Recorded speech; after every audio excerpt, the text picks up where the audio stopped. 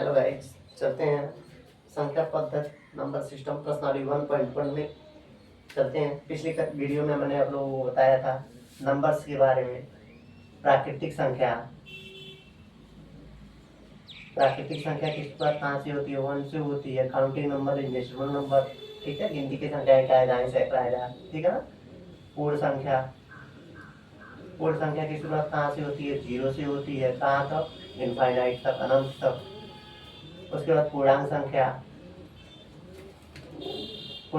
क्या होता है? 0 के राइट साइड में +1 +2, इनफाइनाइट तक। 0 के लेफ्ट साइड में -1 -2, इनफाइनाइट तक। उसके बाद परिमेय संख्या आपको बताया था, ठीक है। परिमेय संख्या P/Q के रूप में होती है। Q = not 0, यानी कि अंश और हर के रूप में होता है। अंश बटा हर होता है, हर not 0। हर क्या होना चाहिए? 0 नहीं होना चाहिए। अपरिमेय संख्या उदाहरण दे दीजिए। एग्जाम्पल 2/3, 4/7, 5/7, 22/7, ठीक है। 0 के नीचे 0/1 लिख सकते हैं। अपरिमेय संख्या क्या हमने बताया था? ऐसी संख्या जिसे P/Q के रूप में न लिखा जा सकता है, यानी करने कीजिए। करने में 2, करने में 3, करने में 7। पाई देखिए, यहाँ 22/7 परिमेय संख्या है क्योंकि P/Q के रूप में है। यहाँ पाई अपरिमेय संख्या है, बहुत ध्यान दीजिएगा, ठीक है। उसके बाद हमने लास्ट नंबर बताया था वास्तविक संख्या। वास्तविक संख्या क्या होता है? परिमेय संख्या प्लस अपरिमेय संख्या। परिमेय संख्या क्या होता है? P/Q के रूप में होता है। अपरिमेय संख्या क्या होता है? करने में 2 हो गया। इसका और बहुत सारे एग्जाम्पल 2/3 प्लस करने में 7, बहुत सारा लिख सकते हैं, ठीक है। ये पिछली वीडियो में हो गया था, विस्तार से देख लीजिएगा इसको। चलते हैं प्रश्नावली की तरफ। प्रश्नावली क्या कर रहा है? पहला क्या कर रहा है आप लोगों से? क्या 0.1 परिमेय संख्या है? क्या 0.1 परिमेय संख्या है? इसे P/Q के रूप में लिखा जा सकता है, जहां PQ क्या है? जहां PQ पूर्णांक। यही आपसे कह रहा है। हल सत्य। हाँ, 0.1 परिमेय संख्या है। इसे 0/1 that is 1 = not 0, जहां 1 और 0 क्या है? पूर्णांक। देखिए, 1 और 0 पूर्णांक संख्या है। पूर्णांक संख्या क्या होती है? 0 के राइट साइड में +1 +2 +2, 0 के लेफ्ट साइड में -1 -2। ये दोनों वेरी कर रहे हैं ना पूर्णांक संख्या में, लिख सकते हैं। हाँ, 0 परिमेय संख्या। इसे 0/1 किसी भी संख्या के नीचे 1 मान सकते हैं, 2 के नीचे 1 मान सकते हैं, 0 के नीचे 1 मान सकते हैं ना। तो 0/1 P/Q के रूप में लिख सकते हैं, जहाँ 1 तो 0 तो है नहीं। 1 = not 0, जहाँ 1 और 0 क्या है? पूर्णांक संख्या है। दूसरा क्या कह रहा है? 3 और 4 के बीच में 6 परिमेय संख्या ज्ञात कीजिए। 3 और 4 के बीच में 6 परिमेय संख्याएं ज्ञात कीजिए।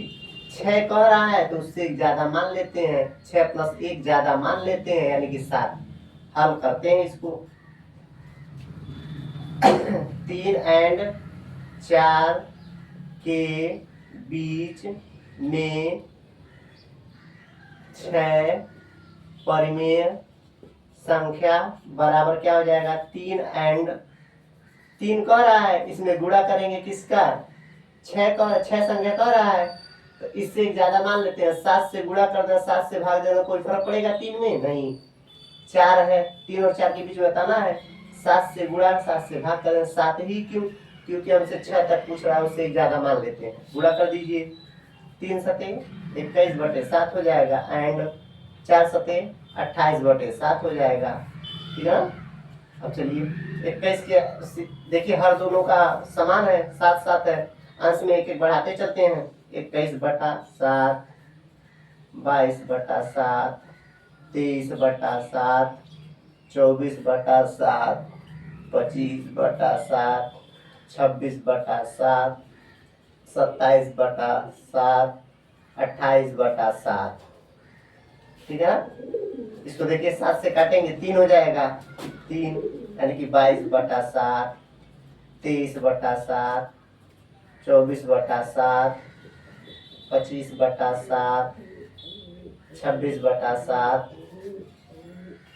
27/7, 27/7,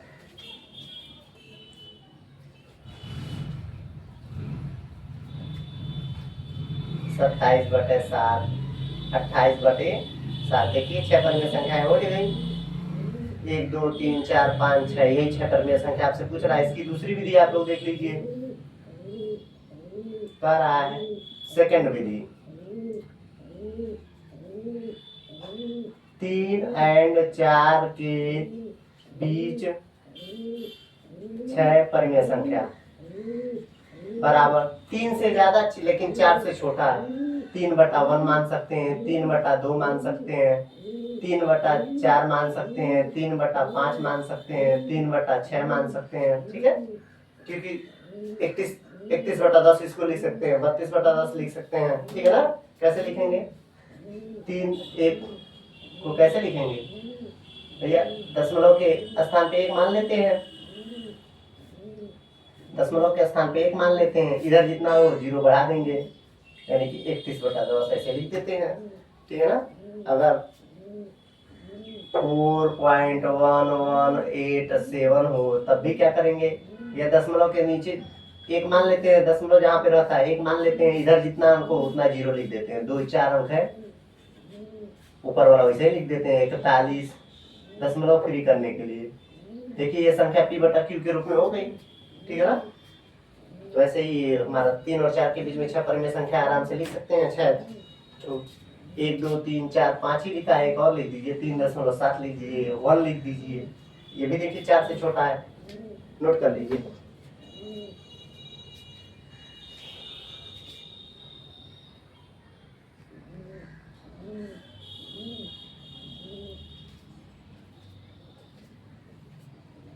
अब चलते हैं तीसरा कह रहा है प्रश्नावली 1.1, प्रश्नावली 1.1 संख्या पद्धति क्लास 9। तीसरा कह रहा है 3/5 और 4/5 के बीच में 5 परिमेय संख्या है, 3/5 एंड 4/5 के बीच 5 परिमेय संख्या ज्ञात कीजिए, ठीक है। 5 कह रहा है, उससे एक ज्यादा मान लेते हैं, एक ज्यादा मान 5 + 1 6, हल, ठीक है ना। 3/5 ऐसे ही लिख दिए एंड 4/5 के बीच में 6 परिमेय संख्या, 6 नहीं 5 कह रहा ना, 5 परिमेय संख्या, 5 परिमेय संख्या बराबर, ठीक है, 5 परिमेय संख्या। तो 3/5 5 कह रहा है, उससे ज्यादा मान लेते हैं, उसी से दोनों ऊपर नीचे गुणा कर देते हैं, ये रूल है। 4/5 है, 6/6 से कर दीजिए, 5 संख्या कर रहा है, उससे एक ज्यादा मान लेते हैं, उसी का ऊपर नीचे गुणा कर देते हैं, बस सिंपल सा है। 6 3 के 18 हो गया, 18 5 6 का 30 हो गया एंड 4 6 के 24 हो गया, अपन 6 चौक 24 हो गया, ठीक है। 5 6 का 30, 5 6 का 30, 5 6 का 30 ये 6 है, 5 6 का 30 ये भी हो गया। देखिए हर दोनों का समान है, अंश में एक एक बढ़ाते चलेंगे, 18/30, 19/30, 20/30, 21/30, 22/30, 23/30 और लास्ट वाला क्या है 24/30, ये आपको दिया है।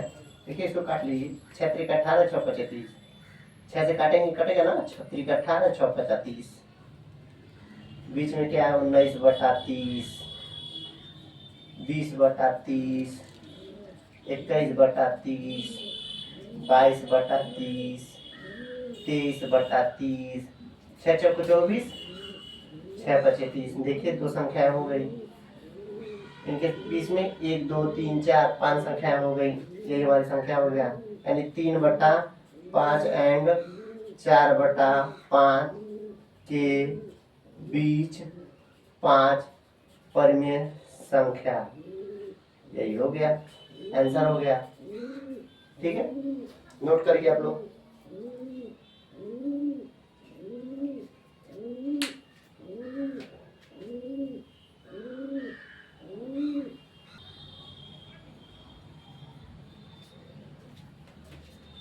क्लास 9 संख्या पद्धति प्रश्नावली 1.1 का क्वेश्चन नंबर 4 नीचे दिए गए कथन सत्य है कि नहीं, कारण सहित उत्तर लिखना है।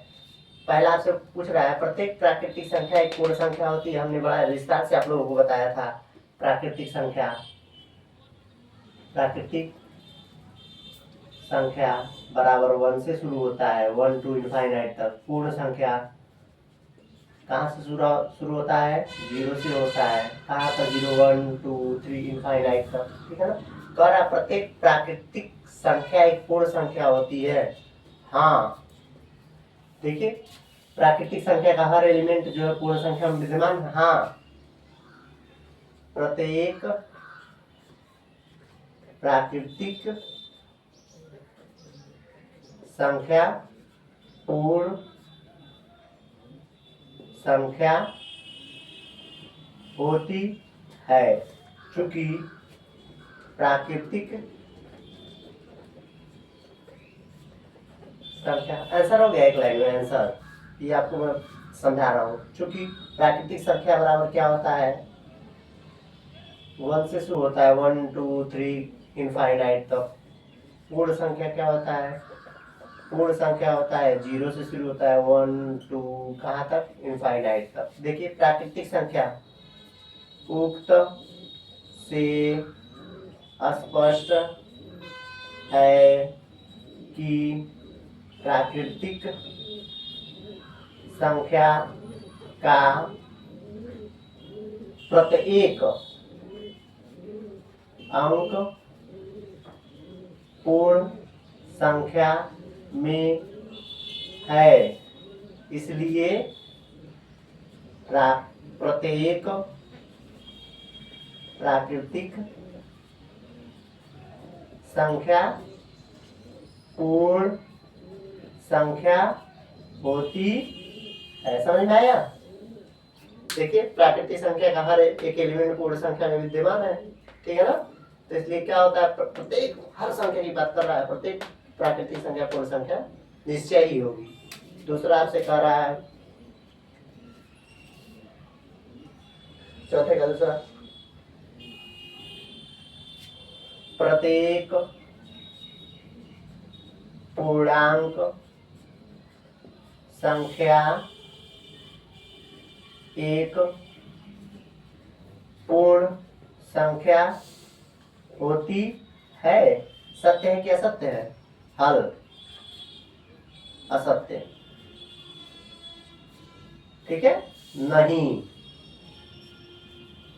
चूंकि पूर्णांक संख्या क्या होता है भैया, पूर्णांक संख्या 0 के राइट साइड में +1 +2 इनफाइनाइट तक, 0 के लेफ्ट साइड में -1 -2 -3।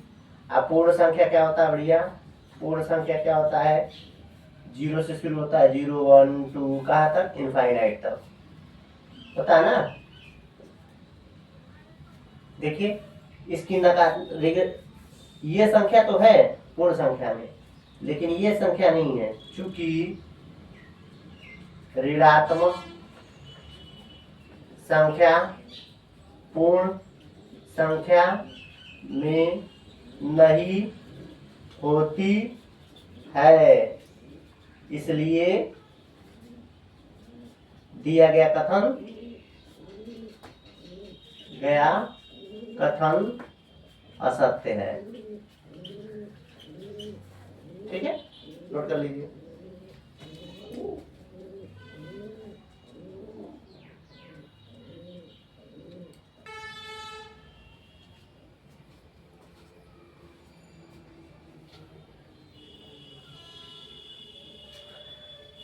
चौथा 1.1 चौथे का तीसरा जो क्वेश्चन कर रहा है आपसे, प्रत्येक परिमेय संख्या एक पूर्ण संख्या होती है।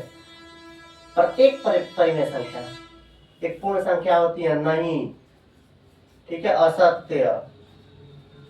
ऐसा कैसे? चूंकि परिमेय संख्या p/q दैट इज 2/3, 5/7, 8/11 को पूर्ण संख्या में लिखना असंभव है। इसलिए दिया गया कथन असत्य है। ठीक है ना भाई, p/q के रूप में जो संख्या होंगी उसको पूर्ण संख्या क्या होता है भैया, 0, 1, 2, 3, 4, 5 के रूप में लिखना असंभव है। इसलिए संख्या क्या है, दिया गया कथन क्या है, असत्य है। ठीक है, चलते हैं।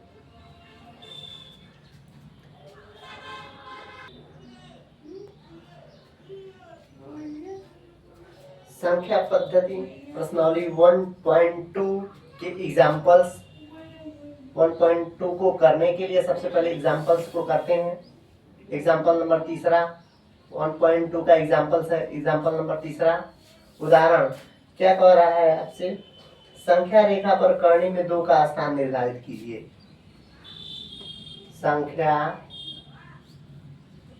रेखा पर कर्ण में 2 का स्थान निर्धारित कीजिए। कर्ण में 2 का स्थान निर्धारित करने के लिए कह रहा है हल। कर्ण में 2 को क्या लिख सकते हैं, कर्ण में 1+1। ठीक है, इसको करने के लिए कर्ण में 2, चूंकि पाइथागोरस प्रमेय हम लोग जानते हैं, पाइथागोरस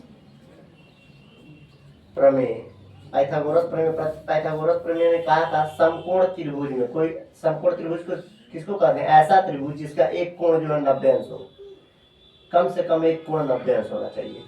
समकोण त्रिभुज में जो ये 90 अंश के सामने की भुजा कर्ण होती है, इसका जो वर्ग होता है शेष दोनों भुजाओं के वर्गों के योग के बराबर होता है, यानी कि लंब का वर्ग प्लस आधार का वर्ग, आधार। ठीक है, इन्होंने पाइथागोरस प्रमेय क्या दिया था, कर्ण का जो वर्ग होता है, ठीक है, लंब का वर्ग प्लस आधार का वर्ग।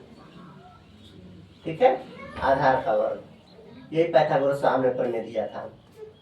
तो मान लीजिए अगर हम इसको एक मान रहे हैं, आधार एक मान ले रहे हैं, लंब एक मान ले रहे हैं, मान है इस त्रिभुज में 1 का स्क्वायर प्लस 1 का स्क्वायर कर्ण का वर्ग बराबर 1 का स्क्वायर मतलब 1 गुणे 1 एक ही होगा। 1 का स्क्वायर का मतलब 1 गुणे 1 एक ही होगा। ठीक है, ये 2 हो गया, यानी कि कर्ण का वर्ग क्या है, 2 है। यानी कि कर्ण इधर से स्क्वायर हटाएंगे तो इधर कर्ण बन जाएगा, कर्ण बराबर क्या हो जाए, कर्ण में 2 हो गया ना। यानी कि हम किसी तरह से अभी संख्या रेखा लिखते हैं, संख्या रेखा पर दिखाना है इसी को क्या दिखाना, संख्या रेखा पर एक संख्या रेखा का निर्माण करेंगे। अब इसकी जो 2 विधियां मैं बता रहा हूँ चांदे की सहायता से, ये केवल जानकारी के लिए है, आपको बताया गया है, मेन सवाल यहाँ पे चांदे की सहायता से संख्या रेखा पर कर्ण में 2 का स्थान निर्धारण। संख्या रेखा एक बना दीजिए, संख्या रेखा 0, इधर राइट साइड में +1 +2 +3, लेफ्ट साइड में -1 -2 -3। ठीक है, चांदा यहाँ रखेंगे, यहाँ पर हम 90 डिग्री का कोण बना देंगे। ठीक है, अब ये दूरी हम 1 मान लेते हैं, यही दूरी चाप से यहाँ पर 1 कर लेंगे, लगा देंगे। जितनी दूरी ये है उतनी दूरी ये है, माना है हमने। अब इनको मिला देंगे, अगर एक ये है एक ये है तो ये हमारा करनी में 2 हो जाएगा, यही हमारा करनी में 2 हो गया। अब इसी करनी में 2 को ही हमको संख्या रेखा पर, इस रेखा पर दर्शाना है, ठीक है। तो ये दूरी नाप लेंगे प्रकार और पेंसिल की सहायता से, ठीक है। अब ये जितनी दूरी है, प्रकार का नोक यहाँ रखेंगे, पेंसिल का नोक यहाँ रखेंगे, ऐसे एक चाप लगाएंगे किस पर, संख्या रेखा पर। यही हमको मिल गया करनी में 2। यही जो बिंदु हमारा क्या है, करनी में 2 है। आप लोग नाप के बनाएंगे तो एकदम सही से आएगा, ठीक है। दूसरी विधि प्रकार की सहायता से, प्रकार की सहायता से एक संख्या रेखा का निर्माण करेंगे। यहाँ पॉइंट को 0 मान लेंगे, इधर 1 होता है, इधर 2 होता है, इधर 3 होता है, इधर -1 होता है, इधर -2 होता है, इधर -3 होता है, संख्या रेखा है। अब यहाँ पर प्रकार और पेंसिल की सहायता से प्रकार का नोक यहाँ रखेंगे, ठीक है, और पेंसिल से एक चाप लगाएंगे, ऐसे अर्धवृत्त का निर्माण करेंगे, ठीक है। अब यहाँ आधे से अधिक दूरी लेकर के एक ऊपर चाप लगाएंगे, उसी चाप से यहाँ चाप लगाएंगे, हमको 90 डिग्री का कोण एक मिल जाएगा। ये दूरी हम 1 यूनिट मान लेते हैं। इसी यूनिट को यहाँ पर नाप करके टिक कर देंगे, 1 यूनिट, ये हमको करनी में 2 मिल गया, ठीक है। अब उसी चाप इसको नाप लेंगे, ठीक है। प्रकार का नोक यहाँ रखेंगे, पेंसिल का नोक यहाँ रखेंगे, चाप नाप लेंगे, यही हमारा करनी में 2 है। इसी को हम गिरा देंगे किस पर, संख्या रेखा पर। देखिए ये गिर गया, यही हमारा करनी में 2 हो गया। 2 विधियां हमने बता दिया संख्या रेखा पर करनी में 2 का स्थान निर्धारण, नोट कर लीजिए।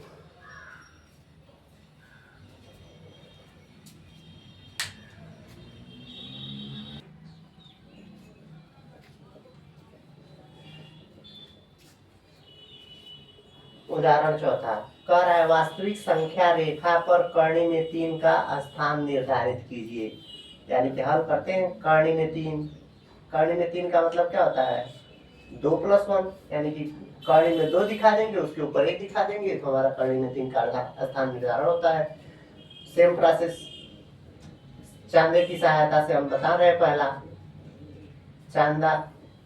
चांदे की सहायता से सबसे पहले एक संख्या रेखा खींच लेंगे, ठीक है। अब यहाँ पे एक पॉइंट मांगे, 0 है, 1 हो गया, ये क्या हो गया, 1 हो गया, माइनस में -2 हो गया, -3 हो गया, वास्तविक संख्या रेखा बनाना है, 2 हो गया, ये 3 हो गया, ठीक है। यहाँ पर चांदा रखेंगे, एक 90 डिग्री का कोण हम तैयार कर लेंगे, ठीक है। ये जितनी दूरी है उतनी ही दूरी का यहाँ पे कट कर लेंगे प्रकार और पेंसिल की सहायता से। ये दूरी 1 यूनिट हम मान रहे हैं, तो ये भी दूरी 1 यूनिट हो जाएगी। जब ये 1 यूनिट होगी, पाइथागोरस साहब ने कहा है कर्ण का वर्ग होता है करनी में 2 हो जाएगा, ठीक है। हमको ये करनी में 2 मिल गया, ठीक है। अब इसी लाइन को आगे बढ़ा देंगे, करनी में 2 मिल गया, अब इसके ऊपर करनी में 1 बना देंगे तो हमको करनी में 3 मिल जाएगा। इसी को एक लाइन को आगे बढ़ा देते हैं हम। अब हम चांदा यहाँ रखेंगे, यहाँ पर एक इस रेखा पर, पहले हमने इस रेखा पर 90 डिग्री का कोण बनाया, अब इस रेखा पर हम 90 डिग्री का कोण बनाएंगे। चांदा रखेंगे, एक 90 डिग्री का कोण बनाएंगे, ठीक है। एक 90 डिग्री का कोण हम बना दिए चांदा रख करके, ठीक। 90 डिग्री का ये हमारा कोण तैयार हो गया। अब ये 90 डिग्री, ये दूरी 1 है, ये दूरी 1 है, 1 यूनिट का और निर्माण करना है, ये हो गया एक दूरी 1 यूनिट, ये हो गया। अब यही हमारी क्या है, करनी में 3 है, यही दूरी क्या है, करनी में 3। ये दूरी नापेंगे प्रकार और पेंसिल का नोक रख करके, प्रकार का नोक यहाँ रखेंगे, पेंसिल का नोक यहाँ रखेंगे, ऐसे ला करके हम गिरा देंगे। ये जहां पर गिरेगा वही हमारा क्या है, कौड़ी में 3 है। ठीक है ना। अब यही काम प्रकार की सहायता से करते हैं। पहली विधि हमने बता दिया, दूसरी विधि थोड़ा आपको बता दे रहे हैं। एक संख्या रेखा का निर्माण करेंगे। ठीक है, सीधी रेखा नहीं, आप लोग सीधी बनाइएगा।